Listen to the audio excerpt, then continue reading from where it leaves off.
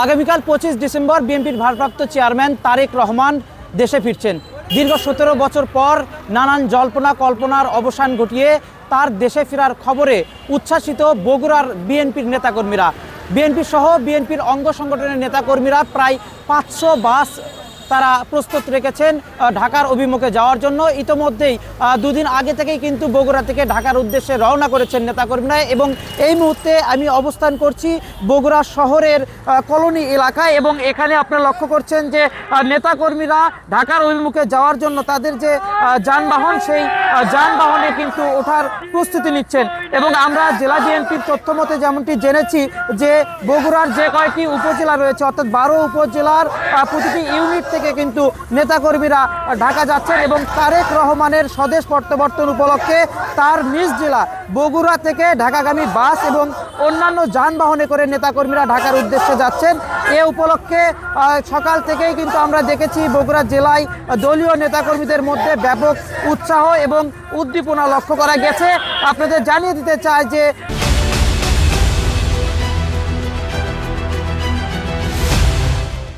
ট্রাকে, প্রাইভেট কারে, হুন্ডাই এবং বাস, কোচে যে যেমন করে পারছে শুধু তারেক রহমানকে এক নজর দেখার জন্য, গণতন্ত্রের প্রতীক যিনি লড়াই সংগ্রাম করে আজকে বাংলাদেশের 17 বছর পর আমাদের মাঝে ফিরে আসছে, আমাদের জিয়া পরিবারের বিএনপির একটা ঈদের দিন বলা চলে।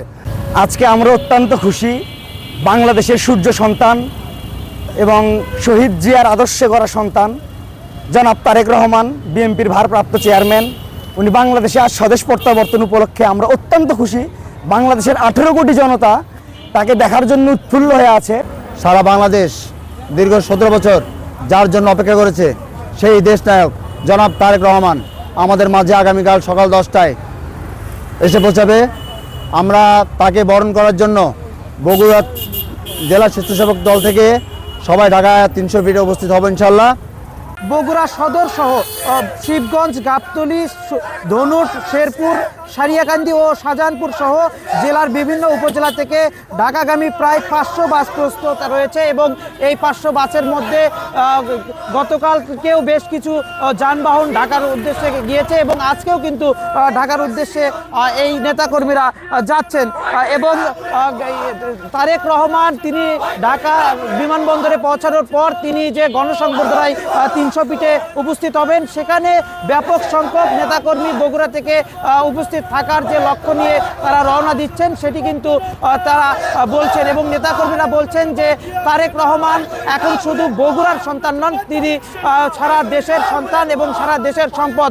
তারেক রহমান আগামীর প্রধানমন্ত্রী হয়ে এই দেশ পরিচালনা করবেন, এবং তারেক রহমানকে এক নজর দেখতে বগুড়া থেকে যে নেতাকর্মীরা রওনা দিচ্ছেন তারা কিন্তু এই শীত করে উপেক্ষা করে তারা রওনা দিয়েছেন ঢাকার অভিমুখে। এবং নেতাকর্মীরা সকাল থেকে আমরা এই জায়গায় লক্ষ্য করেছি যে ধাপে ধাপে এই যানবাহনগুলো কিন্তু ঢাকার উদ্দেশ্যে রওনা হয়েছেন।